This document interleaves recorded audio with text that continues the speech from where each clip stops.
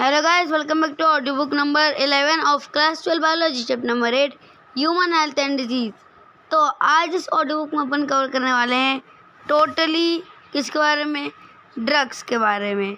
Drugs and alcohol abuse इस particular audiobook में अपन cover up करने वाले हैं। तो चलो आ जाओ एनसीईआरटी पे, क्योंकि इस पर्टिकुलर टॉपिक को एनसीईआरटी से पढ़े तो बहुत ही अच्छी बात होगी, ठीक है। तो ये आ गए अपन ड्रग्स पे। अब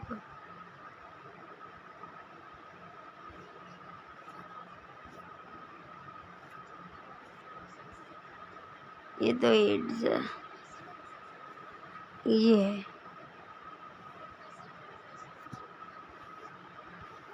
यहाँ देखो ध्यान से। अब survey and statistics show that use of drugs and alcohol has been on the rise, especially among the youth.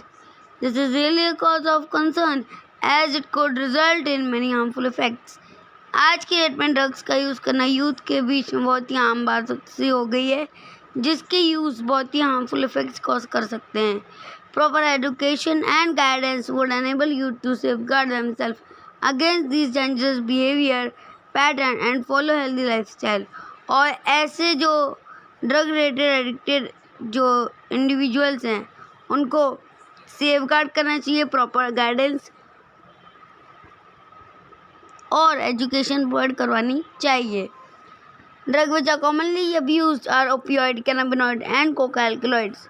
जो कॉमनली यूज ड्रग्स है वो है opioids, cannabinoids and coca alkaloid.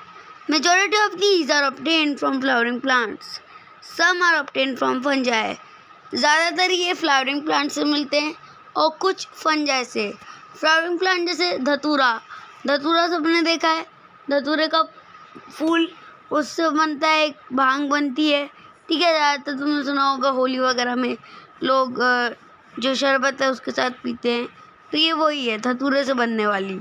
उसका पेड़ कैसा दिखता है ये देखो, ये दिख रहा है, ये है धतूरे का पौधा, ये, ठीक है।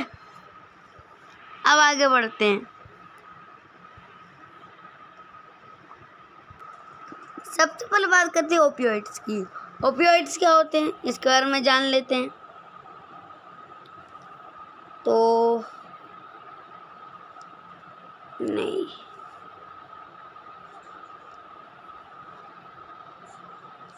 ठीक है।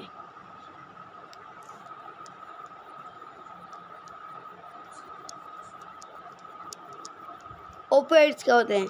ओपियोइड्स कुछ इस टाइप के ड्रग्स होते हैं जो कि कॉमनली यूज़ किए जाते हैं, जो ज़्यादातर मतलब हेरोइन, स्मैक, इन सब की तरह यूज़ किए जाते हैं। और ये अपने नर्वस सिस्टम और गैस्ट्रोइंटेस्टाइनल ट्रैक्ट पे बहुत ही गहरा असर डालते हैं, ठीक है। तो ओपियोइड्स के बारे में अपन क्या लिख सकते हैं, ये देखो। Opioid are drug which bind, just while,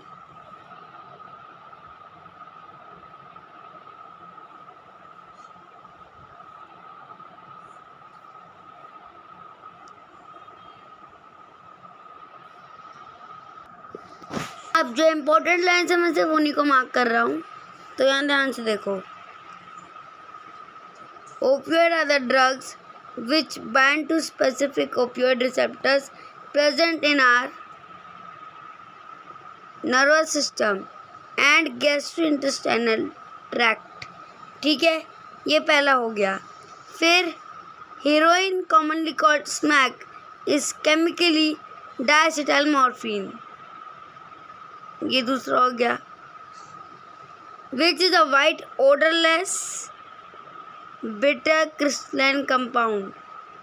odorless bitter white colour का crystalline compound होता है, obtained by acetylation of morphine which is extracted from the latex of Papaver somniferum, ठीक है। देखिए हो गई इंपॉर्टेंट लाइन। अब इसको ध्यान से समझो। अब इसमें समझना क्या है, देखो। सबसे पहले जो पेपेवर सोमनीफेरम है, पेपेवर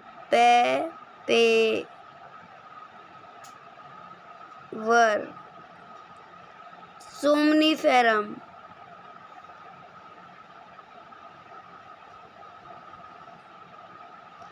इसका अपन क्या करते हैं, सबसे पहले अपन पेपेवर सोमनीफेरम का लैटेक्स इकट्ठा करते हैं। ठीक है, पेपेवर सोमनीफेरम नाम का प्लांट है, उसका अपन लैटेक्स इकट्ठा करते हैं। इस लैटेक्स का अपन क्या करते हैं, एसिटाइलेशन करते हैं। एसिटाइलेशन करते हैं।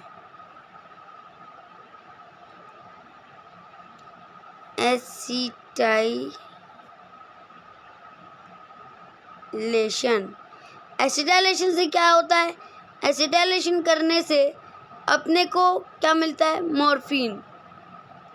ठीक है, मतलब पहले एसिटाइलेशन नहीं करते, मॉर्फिन का एसिटाइलेशन करते हैं, यानी कि लैटेक्स से पहले मॉर्फिन बनाते हैं और उसके बाद इस मॉर्फिन का क्या कर देते हैं, एसिटाइलेशन। ठीक है, एसिटाइलेशन करने के बाद क्या बनता है, एक बिटर क्रिस्टलाइन कंपाउंड, जिसको अपन क्या कहते हैं, बेसिकली स्मैक, हीरोइन या स्मैक। ठीक है, अब सबने इसका नाम सुना होगा, आई गेस व्हाट। ठीक है, यानी कि पहले पेपेवर सोमनीफेरम के प्लांट से लैटेक्स इकट्ठा किया, लैटेक्स से मॉर्फिन बनाई, मॉर्फिन का एसिटाइलेशन किया और हीरोइन और स्मैक बना दिया। ठीक है, अब आगे बढ़ते हैं। आगे क्या बोल रहा है, generally taken by snorting and injection. ठीक है, ये किस तरीके से लेते हैं, इनटेक करने का प्रोसीजर, स्नॉटिंग या injections. And heroine is a depressant and slow down body function. देखो, ड्रग्स अलग अलग टाइप के होते हैं, कुछ बंदे को वायलेंट कर देते हैं, कुछ साइलेंट कर देते हैं। तो ये साइलेंट करने वालों में से कौन, हीरोइन। ठीक है, हीरोइन। अब बात करते हैं किसकी, कैनाबिनॉइड्स की। कैनाबिनॉइड्स क्या होते हैं, ये कुछ केमिकल्स के ग्रुप होते हैं जो हमारे ब्रेन में प्रेजेंट कैनाबिनॉइड रिसेप्टर्स को अफेक्ट करते हैं, और ये जो नेचुरल कैनाबिनॉइड्स हैं ये कैनाबिस सटाइवा के प्लांट से ऑब्टेन किए जाते हैं। तो ध्यान से देखो, cannabinoid are group of chemical which interact with cannabinoid receptor present principally in brain. Natural cannabinoid are obtained from inflorescence of plant cannabis sativa. ये है cannabis sativa, इससे एक्सट्रैक्ट किया जाता है कैनाबॉइड को, जिसका मोलिकुलर स्ट्रक्चर कुछ इस तरीके का है। ये स्ट्रक्चर पूछा जा सकता है, important for the from point of view of examination, very very important in fact. ठीक है, तो क्या है कैनाबिनॉइड्स क्या है, ये ग्रुप ऑफ केमिकल है जो ब्रेन के कैनाबिनॉइड रिसेप्टर पे क्या करते हैं, अपना इफेक्ट डालते हैं, इंटरेक्ट करते हैं। और ये नेचुरल कैनाबिनॉइड्स जो है कैनाबिस सटाइवा के प्लांट लीफ से, या सिर्फ लीफ नहीं, प्लांट के किसी भी फ्लोरल पार्ट से, it could be leaf, stem, fruit, flower. ठीक है, किसी भी इन्फ्लोरेसेंस से निकाला जा सकता है। इसका जो मेन कॉम्बिनेशन मिलता है उसको अपन क्या कहते हैं, मारिजुआना, हशीश, चरस और गांजा। ठीक है, generally taken by inhalation and oral injection. इसको ज़्यादातर मुंह से, ठीक है, या इनहेल करके नाक से स्नॉटिंग के ज़रिए लिया जाता है। These are known as their effect on cardiovascular system, और इनकी वजह से हमारे ब्रेन पे इफेक्ट पड़ता है। देखो, दो जगह इफेक्ट पड़ रहा है, एक कैनाबिनॉइड रिसेप्टर पे जो कि ब्रेन में प्रेजेंट है, और एक कार्डियोवास्कुलर सिस्टम पे बॉडी के। ठीक है, सीधे सीधे समझो, ओपियोइड का क्या काम था, ओपियोइड क्या करता था, ये बंदे को एकदम शांत कर देता है, बॉडी के फंक्शन स्लो डाउन हो जाते हैं, सेंट्रल नर्वस सिस्टम पे अटैक करता है, और जनरली स्मैक की तरह लिया जाता है। लेने का तरीका स्नॉटिंग या इंजेक्शन। कैनाबिनॉइड कैनाबिस सटाइवा से एक्सट्रैक्ट होता है। कैसे लेते हैं, इसको जनरली इनहेलेशन या ओरल इंजेक्शन से लेते हैं और ये कार्डियोवास्कुलर सिस्टम या अपने कैनाबिनॉइड रिसेप्टर्स पे ब्रेन के अटैक करता है। फिर बात करते हैं कोकेन की। Cocaine is also very famous drug. ठीक है, कोकेन, हीरोइन, चरस, गांजा, इन सब का हम अपन कई मूवीज़ में देखते हैं। तो कोकेन क्या है? ये कोका एल्कलॉइड भी कहते हैं कोकेन को, जो कि कोका प्लांट, जिसको एरिथ्रोज़ाइलम कोका कहते हैं, इससे ऑब्टेन होता है। ये साउथ अमेरिका का नेटिव प्लांट है, यानी कि साउथ अमेरिका के प्लांट जिसको एरिथ्रोज़ाइलम कोका कहते हैं, ये वाला एरिथ्रोज़ाइलम कोका, उससे ऑब्टेन किया जाता है कोकेन को। ये क्या करता है? ये न्यूरोट्रांसमीटर्स और डोपामाइन के बीच का जो ट्रांसपोर्टेशन है उसको ब्लॉक करता है। ठीक है, जिसकी वजह से क्या होता है, बंदे को किसी भी चीज़ का होश नहीं रहता। कोकेन कॉमनली कॉल्ड कोक और क्रैक इज़ यूजुअली स्नॉटेड। इसको नाक के ज़रिए ही लिया जाता है, यानी स्निफिंग से। It has a potent stimulating action on central nervous system, producing a sense of euphoria and increase energy. इससे क्या होता है? इससे हेलुसिनेशन होता है और यूफोरिया होता है। यूफोरिया मतलब यानी कि भ्रम उत्पन्न होने लगते हैं एक तरीके से। ठीक है, बंदा बहुत हल्का फील करने लगता है। लेकिन इसके एक्सेसिव डोजेज से क्या होता है? हेलुसिनेशन, यानी कि भ्रम होने लगते हैं कि जैसे किसी ने कोकेन लिया है, अगर ज़्यादा अमाउंट में ले लिया तो उसको रोड नहीं दिखाई देगी। मान लो रोड पे चल रहा है तो उसको रोड ही नहीं दिखाई देगी, इतना तेज असर करता है, इस तरीके का मतलब। ठीक है, other well known plant with hallucinogenic property are atropa belladonna and datura. और कोका एल्कलॉइड या एरिथ्रोज़ाइलम प्लांट के अलावा एट्रोपा बेलोडोना और धतूरा कुछ फेमस प्लांट्स हैं। ठीक है, जो जिनमें से कोकेन एक्सट्रैक्ट किया जा सकता है, मतलब कोकेन नहीं, हेलुसिनोजन इफेक्ट करने वाले ड्रग्स का जो है एक्सट्रैक्शन किया जा सकता है। Drug like barbiturate, amphetamine and benzodiazepine and other that are normally used as medicine to help patient cope up with mental illness like depression and insomnia are often abused। और कई बार क्या होता है कि जो ये इम्पोर्टेंट ड्रग्स जैसे barbiturate, amphetamine, बेंजोडायज़ेपिन्स, ये सारे ऐसे मेडिसिनल ड्रग्स हैं जिनको सर्जरी के बाद दिया जाता है। लेकिन लोग क्या करते हैं, अब देखो जैसे किसी का एनेस्थीसिया दे रहे हैं सर्जरी के लिए, तो एनेस्थीसिया से क्या होता है, बेहोशी सी आने लगती है, एकदम बॉडी ढीली ढाली हो जाती है। ठीक है, तो लोग क्या करते हैं, एनेस्थेटिक टैबलेट्स या सिरप्स लेने लगते हैं। क्यों?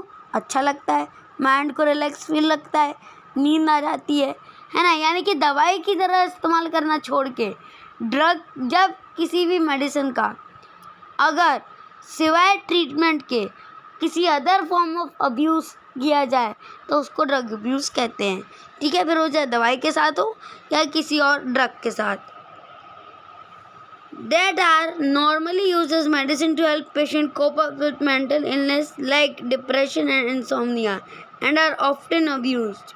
और ये जो मॉर्फिन है ना, मॉर्फिन मतलब ये जो अपन ने अभी ऊपर पढ़ा ओपियोइड से मिलने वाला मॉर्फिन, इसको बेहतरीन पेन किलर माना जाता है।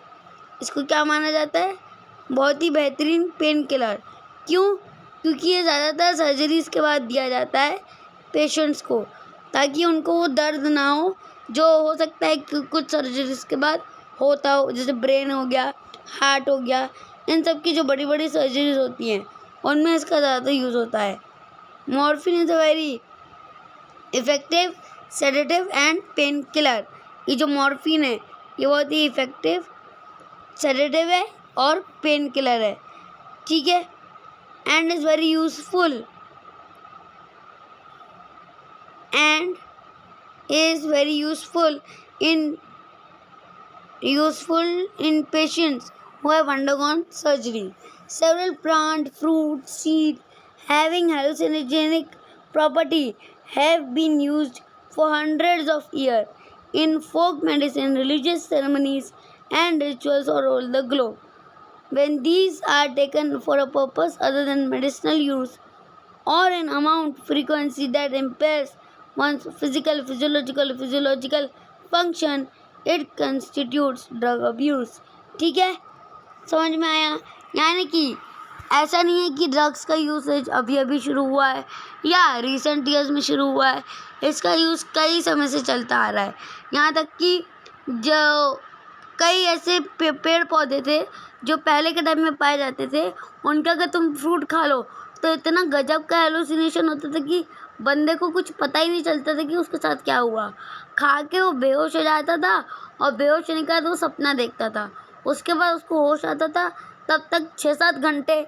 मतलब कुछ ड्रग्स होते हैं जो शांत करने के लिए यूज़ किए जाते हैं, जैसे कि ओपियॉइड्स वगैरह। कुछ होते हैं जो एकदम हाइपर एक्टिव कर देते हैं, जैसे कोका अल्कलॉइड या कोकेन वगैरह। और कुछ ऐसे होते हैं जो बॉडी के पार्ट्स को डैमेज पहुंचाते हैं, जैसे हार्ट है, ब्रेन है, किडनी है, ठीक है, कुछ से पार्ट हो सकता है। ब्लड ही है, ठीक है, ब्लड में तो आखिरकार ड्रग का जो भी जो इफ़ेक्ट करने वाला मटेरियल है, ब्लड में तो डिज़ोल्व होके फिर पूरे बॉडी में ट्रांसपोर्ट किया जाता है ना। तो इस तरीके से, ठीक है, इतना समझ में आया? अब आगे बढ़ते हैं, यहाँ पे आ जाओ। ड्रग लाइक बार्बिट्रेट्स यहाँ तक हो गया था। अब इस पैरा पे आओ। Smoking also pave the way to hard drugs. Smoking तो पता है एंशियंट टाइम से चली आ रही है, ठीक है, एंशियंट टाइम से चली आ रही है, मतलब अभी के डेट में तुम लोग सिगरेट्स वगैरह देखते हो, लेकिन पहले चिलम चलती थी। चिलम क्या होती है? चिलम देखो, एक कार्टून आता था, कौन सा तुमने देखा है कि नहीं मुझे नहीं पता, पॉपी द सेलर। उसको देखा होगा, उसके मुंह में हमेशा एक स्ट्रॉ टाइप की चीज़ डली हुई रहती थी, जिसके सामने के हिस्से पे कैप लाइक स्ट्रक्चर डेवलप्ड रहता था, ठीक है। वो कुछ इस तरीके का दिखता था। मैं ड्रॉ करके बताता हूँ। पॉपी द सेलर नाम है उसका एनिमेटेड सीरियल का। ये इस तरीके से यहाँ से धुआं निकलता है, ये सब मुंह में रहता है, और यहाँ से क्या, इसको चिलम कहते हैं, ठीक है। तो पहले के लोग चिलम का यूज़ करते थे, ठीक है, क्या करने के लिए? ड्रग का इंटेक करने के लिए।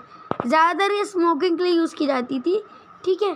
Tobacco has been used by human being for more than 400 years. It is smoked, chewed or used as a snuff. Tobacco contains large number of chemical substances including nicotine and alkaloid. Tobacco के अंदर जो most important chemicals पाए जाते हैं वो है nicotine और alkaloid. Nicotine stimulate करता है एड्रिनल ग्लैंड को, और साथ ही साथ इससे एड्रेनलिन और नॉन एड्रेनलिन रिलीज हो जाते हैं ब्लड में, जिसकी वजह से ब्लड प्रेशर बढ़ जाता है, हार्ट बीट बढ़ जाती है। Smoking is associated with increase incidence of cancer of lung. इससे लंग कैंसर, यूरिनरी ब्लैडर का कैंसर, थ्रोट का cancer, bronchitis cancer, emphysema, coronary heart disease, gastric ulcer, बहुत कुछ हो सकता है। Tobacco chewing is associated with increased risk of cancer of the oral cavity, और oral cavity का भी कैंसर, यानी कि जिसको मुंह का कैंसर जनरली कहा जाता है, वो भी हो जाता है। Smoking increase carbon monoxide content in blood and reduce the concentration of haem bound oxygen. ये जो स्मोकिंग करने वाले लोग होते हैं, इनके ब्लड में एक्चुअल में ये जो टोबैको होता है, जो स्मोकिंग प्रोडक्ट्स में पाया जाता है, वो बॉडी में प्रेजेंट ब्लड में कार्बन मोनोऑक्साइड की मात्रा को बढ़ा के ऑक्सीजन की मात्रा को कम कर देता है, जिसकी वजह से ऑक्सीजन की डेफिशिएंसी हो जाती है। When one buy packet of cigarettes, one cannot miss the statutory warning that is present on the packaging, which warn against smoking and say how it is injurious to health. आज के date में सबको पता है, ठीक है, TV में, news में ज़्यादातर जब अपन पिक्चर वगैरह देखते हैं तो किसी भी पिक्चर की स्टार्टिंग में या एंडिंग में दिखाते हैं ना कि no smoking, smoking is injurious to health, धूम्रपान सेहत के लिए हानिकारक होता है, ठीक है। और कई बड़े बड़े लोग जो होते हैं इसके अगेंस्ट भी रहते हैं, लेकिन कई होते हैं जो इसकी एडवर्टीजमेंट भी करते हैं। तो सबके अलग अलग मत रहते हैं इसको लेके, but the only fact is smoking is injurious to health. वो क्या है ना, जब तक खुद पे बीतती नहीं है तब तक सामने वाले का दर्द समझ में आता नहीं है। तो जो सिगरेट वगैरह के पैकेट्स होते हैं उनमें वार्निंग भी लिखी रहती है, डायग्राम भी दिया रहता है बकायदा कि ये बीमारियाँ होती है, एड्स में भी दिखाते हैं, लेकिन जब तक बंदे को खुद नहीं रहता तब तक उससे सिगरेट छूटती नहीं है, और जब एक बार उसकी लत लग जाती है तो फिर वो छोड़ना भी मुश्किल हो जाता है। इसको कहते हैं ड्रग विड्रॉल सिंड्रोम। सिम्टम्स कहते हैं इसको जनरली, मतलब ये कुछ इस टाइप के सिम्टम होते हैं। जैसे कोई ड्रग लेने वाला पेशेंट है, मान लो कोई बहुत ज़्यादा क्या यूज़ करता है, कोकेन, ठीक है, कोकेन का बहुत ज़्यादा यूज़ करता है।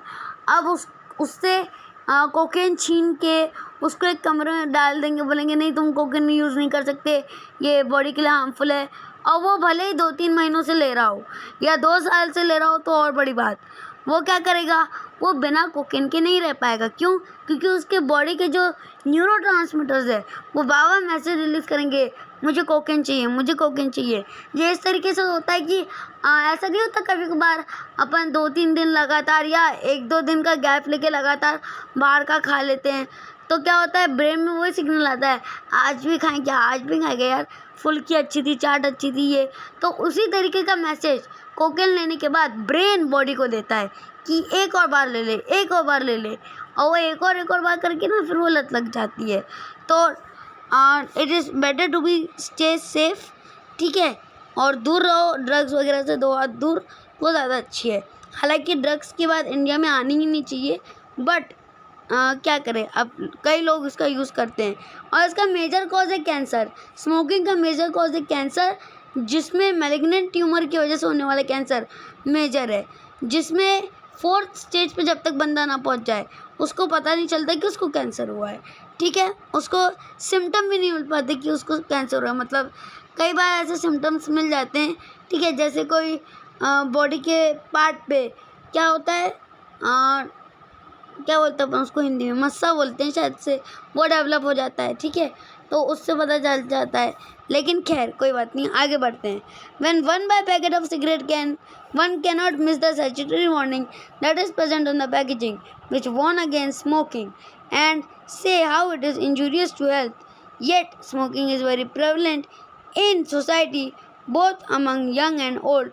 Knowing the dangers of smoking and chewing tobacco and its addictive nature, the youth and old need avoid these habits. Any addicted require counseling and medical help to get rid of the habit. और जिस बंदे को इसकी लत लग जाती है, ऐसा नहीं कि कभी सिगरेट स्मोकिंग छोड़ नहीं सकता, कई लोग छोड़ने की ट्राई करते हैं, लेकिन कई ऐसे ड्रग्स आते हैं जैसे निकोटेक्स की ऐड देखी होगी, ठीक है, वो कहते हैं ना कि एक दिन में नहीं होगा लेकिन एक दिन ज़रूर होगा, वो च्युइंगम वाली ऐड, ठीक है, उसका यूज़ कर सकते हैं। कई ऐसी NGOs होते हैं जो ड्रग से छुटकारा दिलाने में हेल्प करते हैं। कई गवर्नमेंटल एजेंसीज होती हैं, गवर्नमेंटल ऑर्गेनाइजेशंस होते हैं, आश्रम वगैरह होते हैं जो योगा के ज़रिए बॉडी को फिट रहना सिखाते हैं और ड्रग अब्यूज़ को बंद करवाते हैं, ठीक है। तो सब अलग अलग तरीके हैं, जिस तरीके से लोग यूज़ करते हैं उस तरीके का उन लोग को फिर क्या होता है, रिएक्शन मिलता है, ठीक है। और ज़्यादातर ये जो ड्रग्स, सिगरेट, स्मोकिंग है, इसको लेने का वजह है क्या, एक्साइटमेंट, क्यूरियोसिटी, या ये पता लगाना कि इससे होता क्या है कि लोग इसके एडिक्ट हो जाते हैं। मतलब देखो, जैसे कोई एक बंदा है जो ड्रिंक नहीं करता, स्मोक नहीं करता, लेकिन उसका एक फ्रेंड है जो ड्रिंक और स्मोक दोनों करता है, वो क्या कहेगा उसको, यार एक बार तू भी स्मोकिंग कर ले, एक बार तू भी ड्रिंकिंग कर ले, क्या फ़र्क पड़ेगा। ऐसा थोड़ी होता है कि कोई ड्रिंक नहीं कर सकता तो मतलब वो एकदम वो हो गया, क्या क्या बोलते हैं उसको, हेल्दी ही रहेगा। एक बार करने से कुछ नहीं होता। तो अब वो सोचेगा क्यूरियोसिटी में कि और वो जो बंदा ड्रग्स लेता है, ड्रग्स नहीं मतलब जो ड्रिंकिंग करता है, जो स्मोकिंग करता है, वो उसको लगा इसका टेस्ट बहुत अच्छा रहता है, एक बार पी के देख, ये करके देख, वो करके देख। तो जो बंदा नहीं लेता होगा ना, वो सोचता होगा ठीक है यार दोस्त, एक बार बोल रहे लेने में क्या जाता है। वो पहली बार क्या करता है कि थोड़ा सा पीता है। मान लो ड्रिंकिंग का केस है तो पहली बार थोड़ा सा पिएगा, मान लो विस्की पी रहा है, थोड़ा सा पहले पिएगा, वो बोलेगा यार टेस्ट तो अच्छा है। दूसरी बार में थोड़े से की जगह वो आधा ग्लास पिएगा, तीसरी बार वो पूरा ग्लास पिएगा, ऐसे कर करके फिर वो बॉटल पे आ जाएगा, फिर ऐसे करके उसको आदत लग जाएगी। तो जो अल्कोहल है वो बॉडी के न्यूरोट्रांसमीटर्स पे और ब्रेन पे बहुत गहरा इम्पैक्ट डालता है, जिसकी वजह से जो है तो बंदा अगर नहीं भी पीने वाला होगा ना तो वो पीने लगेगा। इस तरीके का वो हो जाता है, केस हो जाता है, ठीक है। हालांकि अभी अपन इस ऑडियो बुक में इतनी बात करेंगे adolescence and drug and alcohol abuse के बारे में, ऑडियो बुक 12 में बात करेंगे, ठीक है, जिसमें अपन एडिक्शन और डिपेंडेंस को कंप्लीट करके फिर ऑडियो बुक 13 में effect of drug and alcohol abuse and prevention and control के साथ इस चैप्टर को ख़त्म करेंगे। तो ये ऑडियो बुक अच्छी लगी हो तो लाइक कर दो, शेयर कर दो, सब्सक्राइब कर दो चैनल को, कमेंट करके बताओ कैसी लगी। और 10 से लेकर 12 तक के साइंस के डिटेल वीडियो लेक्चर्स के लिए हमारे चैनल हिंदी साहित्यकार पे विजिट करो। 11th के ऑडियो बुक की प्लेलिस्ट ऑलरेडी बन चुकी है जिसमें कई चैप्टर्स डल चुके हैं, जैसे कि बायोलॉजिकल क्लासिफिकेशन, प्लांट किंगडम, फिर morphology of flowering plant, structural organisation animal, cell unit of life, biomolecule. उस पर ह्यूमन फिजियोलॉजी के कई डल चुके हैं, breathing and exchange of gases, excretory product in the elimination, body fluid and circulation, locomotion, movement, neural control and coordination. और 12th के audio book की प्लेलिस्ट में flowering plant, human reproduction, reproductive health और principle of inheritance and variation, evolution and human health and disease के इसके पहले के part.